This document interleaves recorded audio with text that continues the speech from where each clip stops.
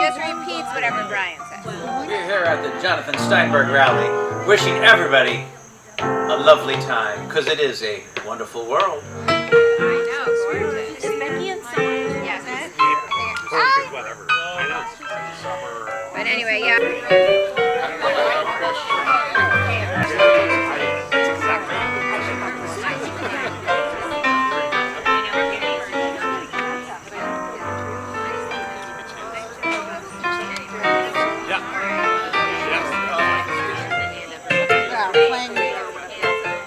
She's a neurosurgeon. Now she's a diplomat. You know. One of my favorite. Of course, all the areas.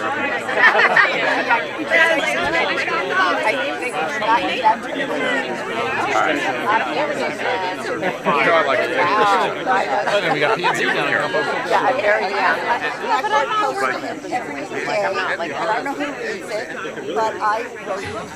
Actually, we have a jam-packed program. So, honored guest, the Secretary of the State, Denise Merrill. So thank you so much for coming. Thank you. Thank you very much. It is so great to be here, and thank you, Becky, for doing this. Did you order up the weather? I guess you did. Yeah, okay, good. That's a little extra.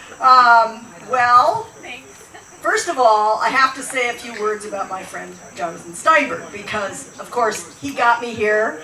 I'll give him full credit, because he and I have worked together for years. And I just have to let you know, this guy is a champion for election rights, much more so than almost anyone else I can name in the General Assembly. So thank you, Jonathan, for all you have done. He's on the GAE committee and has been the most articulate person up there about why this is important. And in 2024, we have to wait till then because it was blocked by the Republicans, by the way.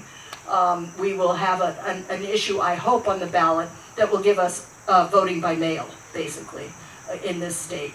So stay tuned. I think this is a moment that we cannot sit out. It is. I've never experienced anything like it. I don't like to be negative about these things, but I've been in conversations with my colleagues in places like Michigan and Arizona who are under threat of their lives.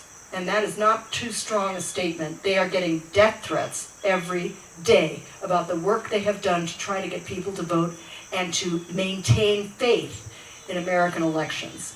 And that is the key problem right now, is more and more people are believing what they're hearing and not trusting the results of our elections, which is unpatriotic, in my view, and un-American, because the hallmark of America is we accept the results of fair elections.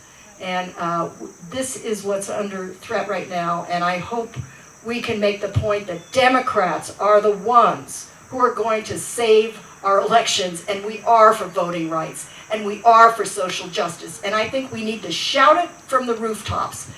Don't pussyfoot around this one. We need to make it clear who's in charge here and who should be in charge. So thank you very much. Please support Jonathan. Your whole ticket is wonderful. Westport's a great Democratic town, and I'm so happy to be here and proud to be the Secretary of State. Now, our Congressman Jim Himes.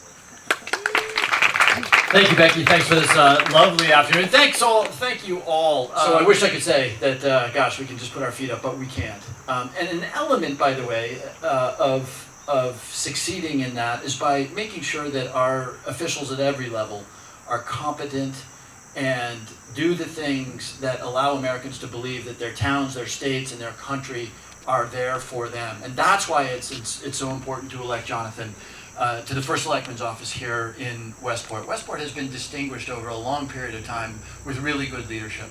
And I go back, as many of you do, to the Diane Farrell days. I mean, Westport has really been distinguished by good leadership.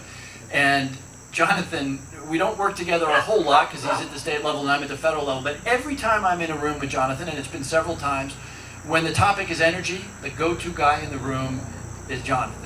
When the topic is healthcare, the go-to guy in the room is Jonathan. He knows the facts, he has the values, and he knows how to move things forward. And let's face it, First Selectman jobs, it's not like being a member of Congress. First Selectman jobs are about running a town competently. And that means you're rooted in fact, you're rooted in competence, you know what you're doing, and that is Jonathan. And so thank you for being here to support him. Let's make sure we get him over the finish line in November.